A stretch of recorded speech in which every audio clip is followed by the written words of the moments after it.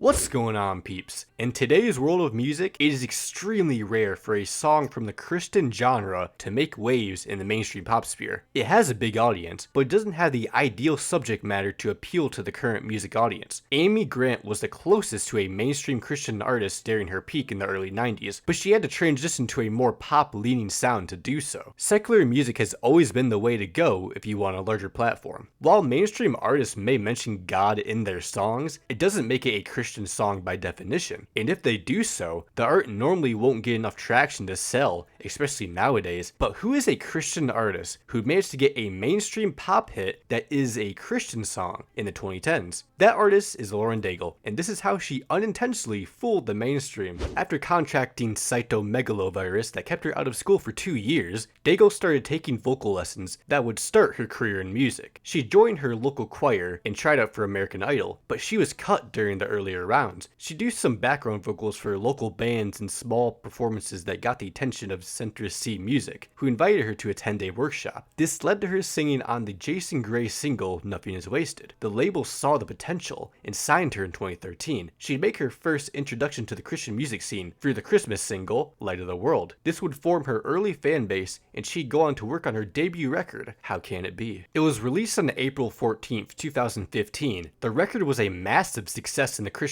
market, debuting at #1 on the genre's chart, and made way for 4 platinum singles, including a #1, Trust in You. She was praised by critics for her richly expressive vocals full of soul and emotion. Her smoky delivery was already getting Adele comparisons. After several years of collecting award after award and living the Christian pop star life on tour, it was time to release her next collection of hits, and where the unexpected happens. You Say was released on July 13th, 2018 as the lead single for her follow-up record, Look Up Child. It is an absolutely beautiful piano, orchestra, and vocal piece that captures the overwhelming struggles of identity and trusting in God's plan. It was first written after her first award show that she was completely overwhelmed by. Her producers Paul and Jason asked, "What's going on in your world? How has it been?" She questioned herself, "How do I come down to normal? How do I come back down to reality?" This fight between her newfound fame and faith was truly getting to her, but the only thing that matters now is everything he thinks of her. The first demo for the record was recorded in 2015, 3 years before its actual release, but she would begin singing the unreleased track during her tour, A Night with Lauren Daigle. There was a night on tour I remember thinking that song is still in my bones. I really want to play it. We started playing it, and I remember the crowd sitting there, but by the time we got to the second chorus, everyone was singing along. I thought, they've never heard the song before. They only know the words because they're on the screen. How do they have the melody already? What's going on? It's one of the best feelings when people are connecting to your music and you don't even have to throw it in their face. It's possible that her playing it 2 years before its actual release built up enough hype for her fans to want the studio version desperately, because on the first day of release, it vaulted up the iTunes chart to the top 2, remaining in the top 10 sales for months. Centrist City knew they had a smash on their hands and started pushing it to radio immediately. Within its first week of release, it had generated 37,000 sales, breaking the record for the highest debut by a contemporary Christian artist with a non-holiday song. It became her first debut on the all-genre Billboard Hot 100 at number 53. A crossover like this is extremely rare, especially for a Christian artist. This had a much bigger debut than Oceans by Hillsong United and I Can Only Imagine by Mercy Me, 2 of the best-selling Christian songs of all time. While many expected the song, like many other Christian singles crossing over before, to just fall off immediately, that wasn't the case. Fueled by strong digital sales from a Christian audience, stable streaming from people who were just being introduced to the singer, and a rare radio deal with Warner Brothers to mainstream stations allowed it to climb higher. It was too big to be ignored. She was the underdog with a sleeper hit that was only getting bigger. The release of the Look Up Child album only boosted it to a new peak of number 44, eventually finishing off its run on the Hot 100 at number 29, lasting all the way to the next summer of 2019. More live performances on secular stations only provided the single with more exposure to an obviously unfamiliar audience. She performed it on Good Morning America, Jimmy Kimmel Live, and the 2018 Billboard Music Awards, and The Voice. Everybody was paying attention to her as soon as she started singing. They knew they were in for something special. It was enough for the song to become the first Christian song in history to be certified certified 6 times platinum. It has been streamed 400 million times on Spotify and viewed 300 million times on YouTube. It is arguably the biggest Christian song of all time, but many people might not even know it is a Christian song. Let me explain. Imagine you're a normal music listener. You turn on your local adult contemporary station and this song starts playing. The piano chords and strings pretty much sound like every other ballad you'd hear on this type of station. There's a reason it went #1 on its respective media base. You've never heard of this Lauren Daigle person, or if she's a Christian artist. She starts singing about fighting voices in her mind that tell her she isn't enough. She's doubting herself and her abilities and struggling to find a place in this world. The chorus comes on, and now she's reaching out to an unknown person that is giving her hope and encouragement. But she believes in this person and all the positive things they have to say about her. Who is this unknown person? A father figure? Friend? A mother? A sibling? Hope in oneself? A god? The last one is the obvious answer, but in this context, anybody could assume this is a motivational ballad about overcoming depression and anxiety and knowing how valuable they are along with the help of another person. It's only towards the bridge where Daigle reveals the person to be God, but either way, it can take on a whole different meaning for someone else. You don't have to be a Christian or religious to relate to this song in this way. I think that is one of the reasons this became so popular, and now a song about Jesus, which almost never happens, is one of the best-selling singles of all time. Another major reason this song might have gotten this much traction is Daigle's voice, but it's not because it sounds like her. As I said before, Daigle has a similar vocal style, which can be controlled, I'm not calling her a ripoff, to Adele. During this time period, Adele had been musically inactive for 3 years. Let's be honest, if you played You Say to your grandma or something, they'd probably think it's a new Adele song. I'm sure her fans had been starving long enough for new music that they drop money on any artist out there that sounds somewhat like her. That artist is Lauren. Both Daigle and Adele are known for their strong and emotive voices. They possess the ability to deliver heartfelt and soulful performances, which can create a similar impact on listeners like at award shows. While Adele is primarily associated with like pop and soul, and Lauren is known for her Christian and pop influenced sound, there can be some crossover in their music. Both artists incorporate elements of gospel, soul, and pop into their songs, which can contribute to perceived similarity. They both possess a rich, warm, and resonant vocal tone. They are capable of reaching impressive vocal ranges and showcase control and nuance in their performances. These vocal characteristics can lead to comparisons, particularly in terms of tonal quality. It just makes sense. A combination of sounding like one of the most influential artists in the 2010s, along with a motivational message that anybody can relate to, it creates a massive hit. Her team also made extremely smart decisions in marketing the song to a larger demographic. It is obviously a Christian staple, lasting 100 weeks at #1 on the genre's chart. It's a song I can see lasting until the end of time based on its organic and right place at the right time kind of rise. Since this hit, she hasn't had a song hit the Hot 100 besides her cover of the Christmas song. She might be a one-hit wonder to the general music audience, but she has a collection of #1s in her own lane, and that's okay. I'm sure the success of the song was overwhelming for Daigle, but sometimes God works in these ways to bless us when we least expect it. Lauren Daigle signed to Atlantic Records in 2023 for the release of her third self-titled record. While her lead single Thank God I Do wasn't nearly as successful, probably because it had God in the title,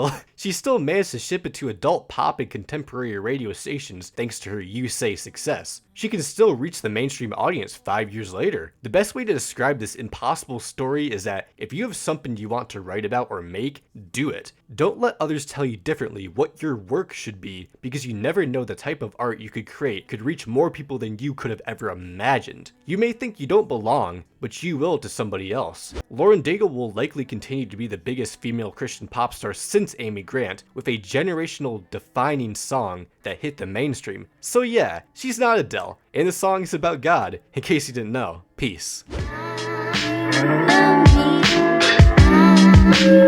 Thank you.